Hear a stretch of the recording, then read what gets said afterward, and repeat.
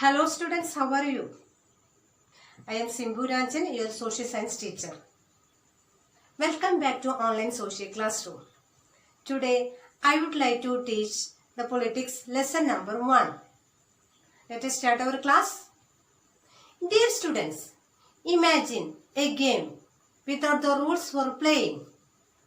The game may be cricket, football, hockey, whatever it is. What will happen? It will not be successful. So, we can say that the rules are fundamental for any game to be successful. Another example. As a student, you have to obey the rules and regulations of the school. Reach the school right on time with the proper uniform. You are allowed to leave the classroom during the break time only. Such rules and regulations you have to obey in the school. Similarly, we have to obey the rules and principles in our country. Such a body of rules and principles to govern the country is known as constitution. So what is a constitution? Constitution is a written document which contains a set of rules and principles to govern the country. India is a democratic country. India has its own constitution, right? So our chapter's name, the Indian Constitution. In this chapter, we shall discuss on the topic, why does a country need a constitution? Or what are the key features of Indian Constitution? Our first topic is, why does a country need a constitution? Today, most countries of the world have a constitution. All democratic countries have a constitution. Example, India. India is a democratic country. It has its own constitution. But not all the countries with a constitution are democratic. Example, Saudi Arabia has a constitution but not a democratic. The constitution serves several purposes. What are the purposes of constitution? Or why do we need a constitution? Let us study in detail. Why does a country need a constitution? It lays out certain ideals that form the basis of country that we as citizens aspire to live in. Example, Indian Constitution has certain ideals that form the basis of our country. It explains the fundamental nature of our society. India is made up of different communities of people. They speak a different language, different culture, different religion, etc. The Indian Constitution was made on the basis of this diversity. So we can tell that Constitution explains the fundamental nature of society. Moreover, it is a set of rules and principles agreed by all of the people. This is the first point. It lays out certain ideals that form the basis of the country. Second point, the Constitution defines the nature of country's political system. Can I ask one question to you? What type of political system is India following? Democratic or monarchy? Definitely democratic system.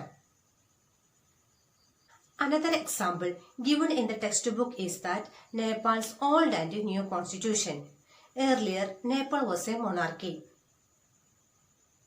The previous constitution stated that the country was to be ruled by the king and his council of ministers. But in 2006, Nepal became a democracy. The people in the Nepal had to write a new constitution to establish Nepal as a democracy. They did not want to continue the previous constitution because it reflects the rule of the monarch. So we can tell that the constitution defined the nature of country's political system. What type of political system India is following? Democratic political system. Earlier, what type of political system was Nepal following? Monarchy. At present, Nepal became a democratic country. Third point. Constitution lays down the rules to safeguard against the misuse of power.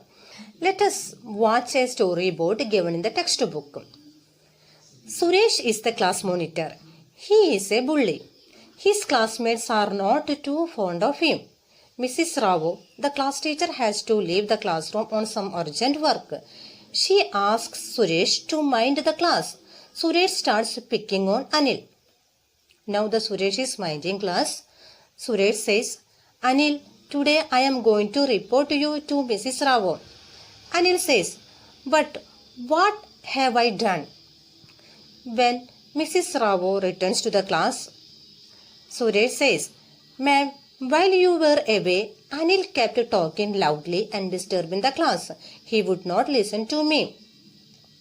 The teacher says, Anil, you will have to stay back out of school today and write. I will not disobey the class monitor 100 times. Anil replies, but ma'am, I did not do anything.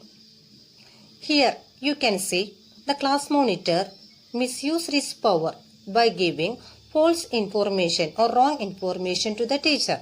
Similarly, in a democracy, we choose our leaders. They can exercise power responsibly on our behalf.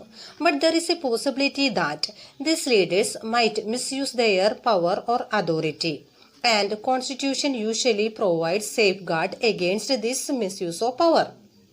Example, the Constitution guarantees fundamental righs to every citizen to safeguard them against the misuse of power. Dear students, I believe you understood this topic very well. Today we have studied about what is Constitution and why do we need a Constitution. What is Constitution? Constitution is a written document which contains a set of rules and principles to govern the country. Why do we need a Constitution? First point, it lays out certain ideals that form the basis of the kind of the country as we the people aspire to live in. Second point, the Constitution defines the nature of country's political system. Example, the old and new Constitution of Nepal. Third point, lays down certain rules to safeguard against the misuse of power. For example, the Constitution guarantees fundamental rights to safeguard the people to prevent the misuse of power. Dear students, I have attached URL regarding the topic. Watch the URL carefully. Notes and test questions are also attached. Attend the test paper very seriously. We can meet in the next session. Bye.